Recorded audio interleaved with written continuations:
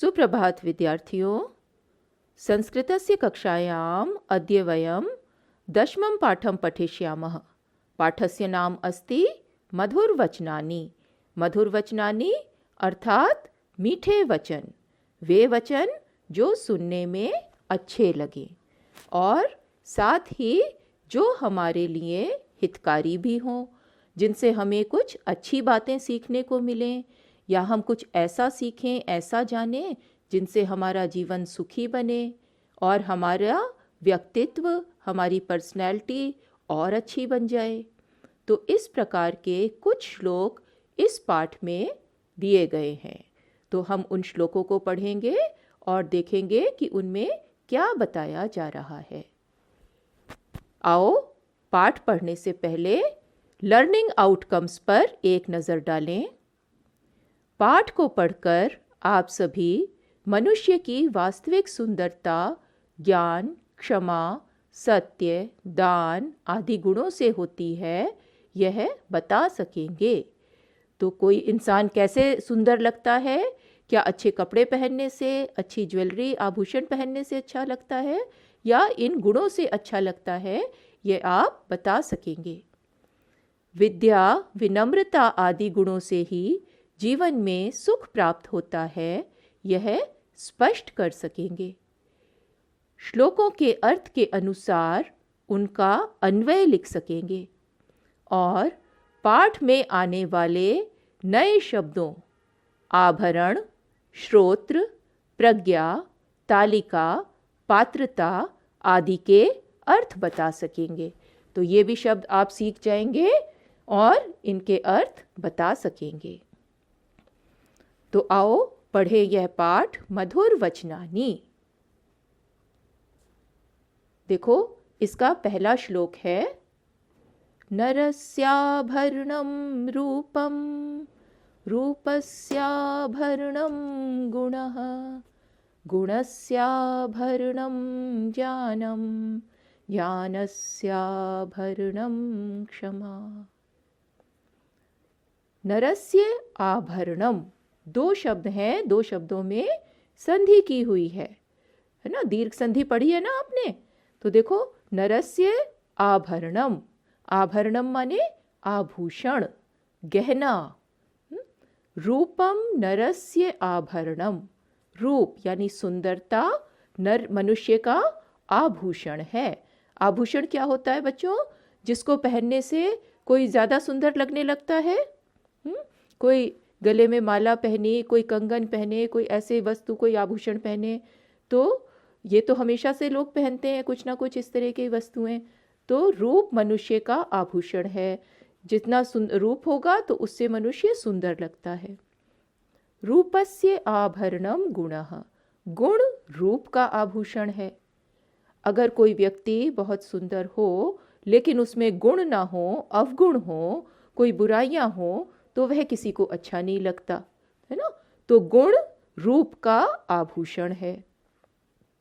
गुणस्य आभरणम ज्ञानम, और ज्ञान गुण का आभूषण है। ज्ञानम गुणस्य आभरणम, इन्हें अलग करके पढ़ेंगे। गुणस्य और आभरणम, इन शब्दों को अलग कर लेना है। ज्ञान गुण का आभूषण है।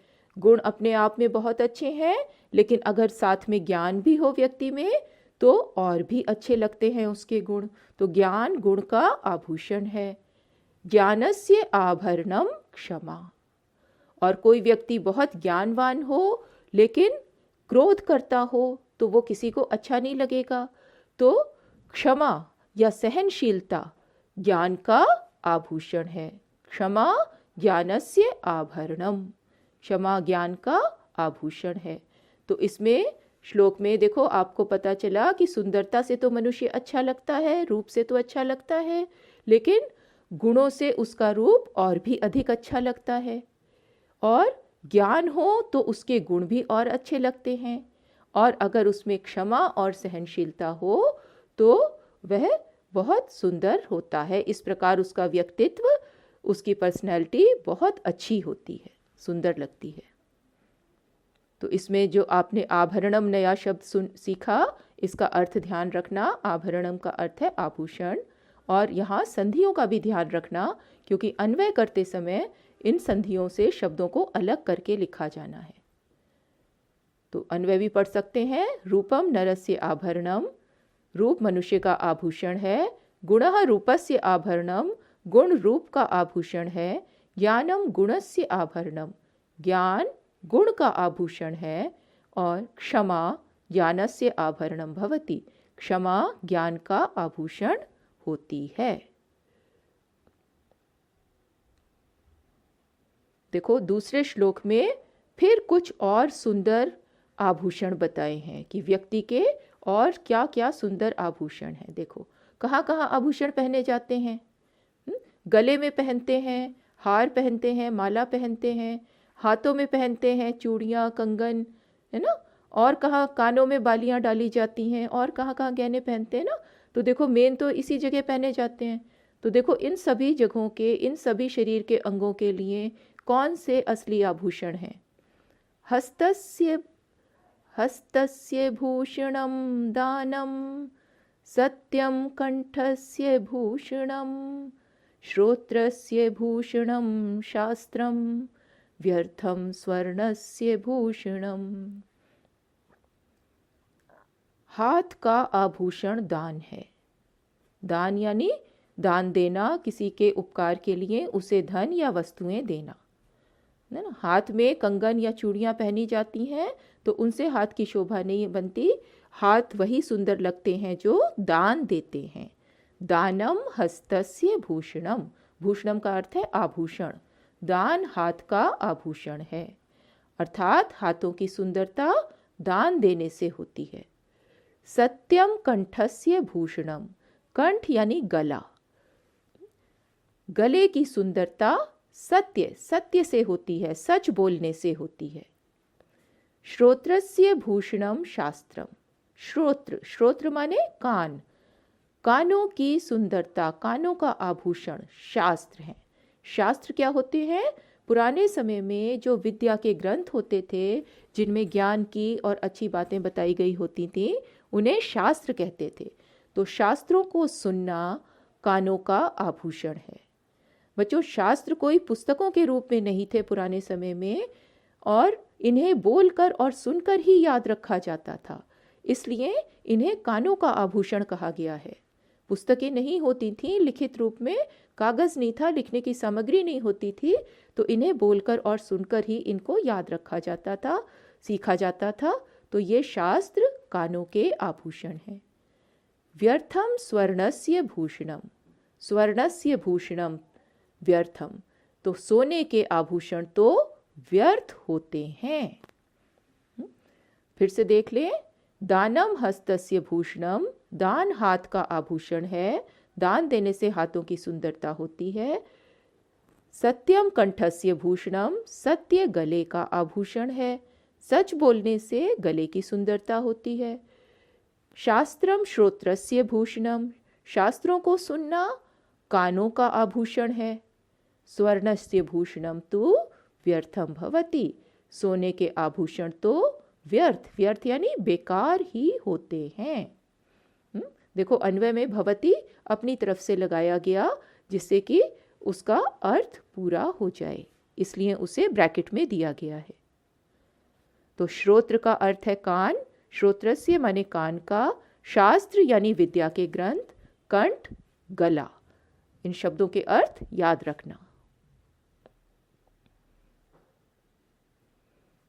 आगे एक फिर बहुत अच्छा श्लोक है जिसमें परिश्रम करने का महत्व बताया गया है। यथैकेन हस्तेन तालिका संप्रदद्यते, तथोद्यमं परित्यज्य न फलं कर्मणः भवेत्।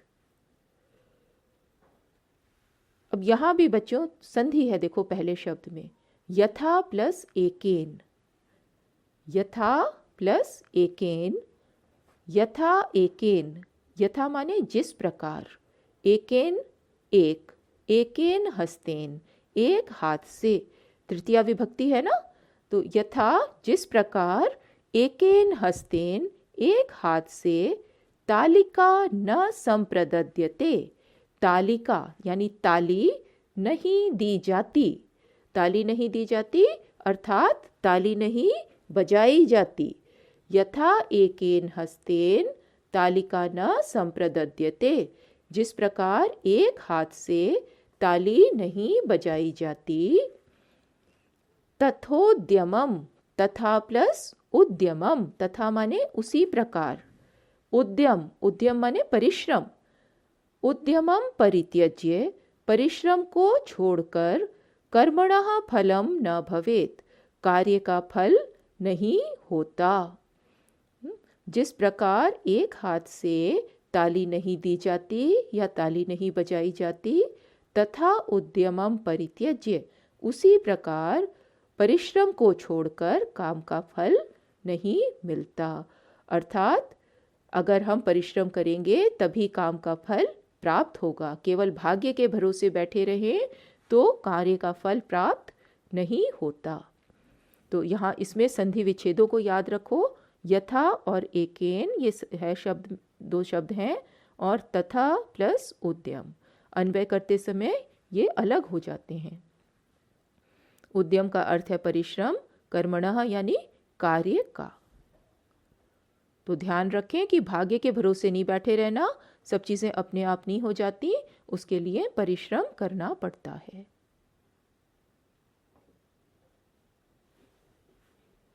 अगला श्लोक देखें। यस्य नास्ति स्वयं प्रज्ञा शास्त्रम तस्य करोति किम लोचनाभ्यां विहीनस्य दर्पणः किम करिष्यति। यस्य स्वयं प्रज्ञा न अस्ति, नास्ति में दो शब्द हैं, न और अस्ति। प्रज्ञा का अर्थ है बुद्धि। यस्य स्वयं प्रज्ञा न अस्ति, जिसकी स्वयं अपनी प्रज्ञा यानी बुद्धि न अस्ति नहीं है। अपनी बुद्धि यानी कॉमन सेंस या सामान्य बुद्धि की बात यहाँ की जा रही है, जिसकी अपनी खुद की बुद्धि नहीं है। शास्त्रम तस्य किम करोति, शास्त्र यानी विद्या के ग्रंथ, ज्ञान की बातें, तस्य किम करोति उसका क्या भला कर सकते हैं। शास्त्र उसका भला क्या कैसे भला कर सकते हैं जिसका अपनी स्वयं की बुद्धि या कॉमन सेंस नहीं है।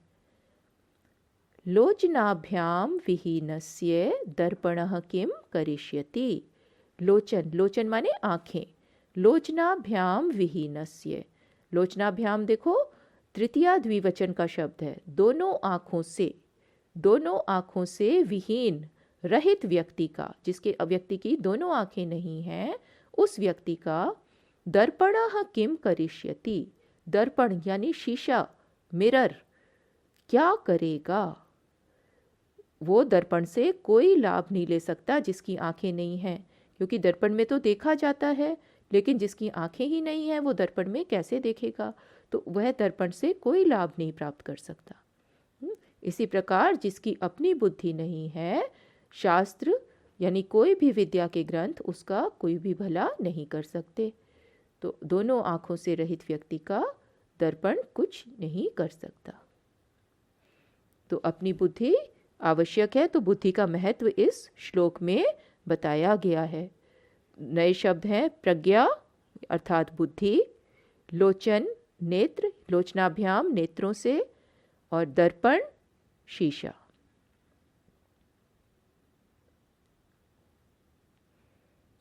आगे देखो, अब विद्या की महिमा बताने वाला एक और अच्छा सा श्लोक है कि किस प्रकार विद्या से ही जीवन में सुख प्राप्त होता है।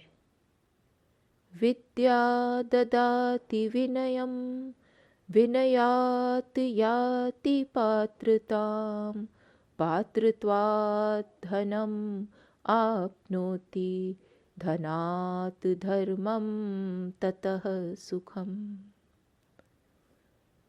विद्या विनयम ददाति, विद्या विनम्रता देती है। विनय माने विनम्रता, पोलाइटनेस, किसी से अच्छे से बात करना, व्यवहार करने का गुण। विद्या विनम्रता देती है। विनयात पात्रताम याति। विनम्रता से, देखो पंचमी लगी है विनयात में, यहाँ से का अर्थ आ रहा है। विनम्रता से पात्रताम याति, पात्रता यानी योग्यता को, याति जाता है। कौन जाता है? मनुष्य। विद्या विनम्रता देती है और विनम्रता से मनुष्य योग्यता को प्राप्त करता है। याति का अर्थ है जाता है, गच्छति का समानार्थक है, लेकिन भाव है यहाँ प्राप्त करता है। विनम्रता से योग्यता प्राप्त करता है। पात्रत्वात् धनम आपनोति। पात्रत्वात् योग्यता से धनम आपनोति, धन को प्राप्त करता है।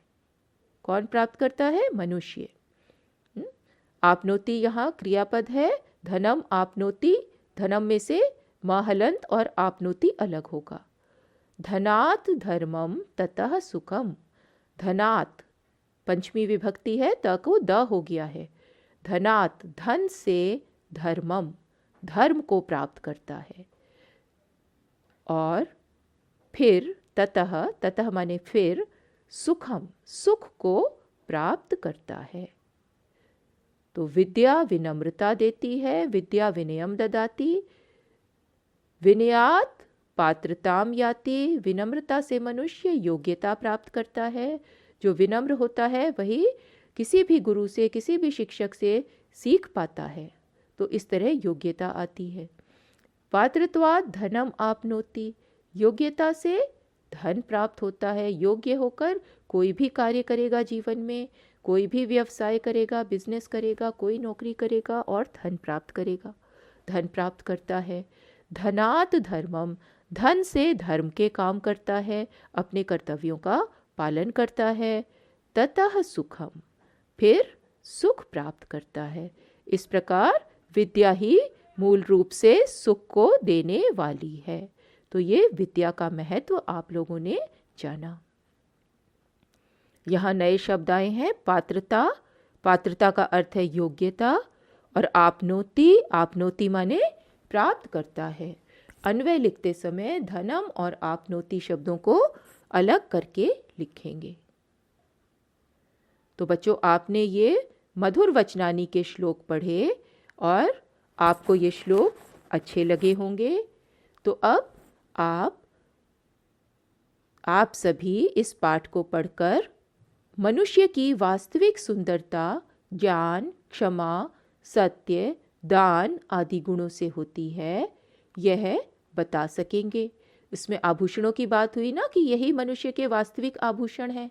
सोने के आभूषण तो बेकार हैं, है ना। तो इन गुणों से ही मनुष्य का व्यक्तित्व सुंदर बनता है, यह आप बता सकेंगे।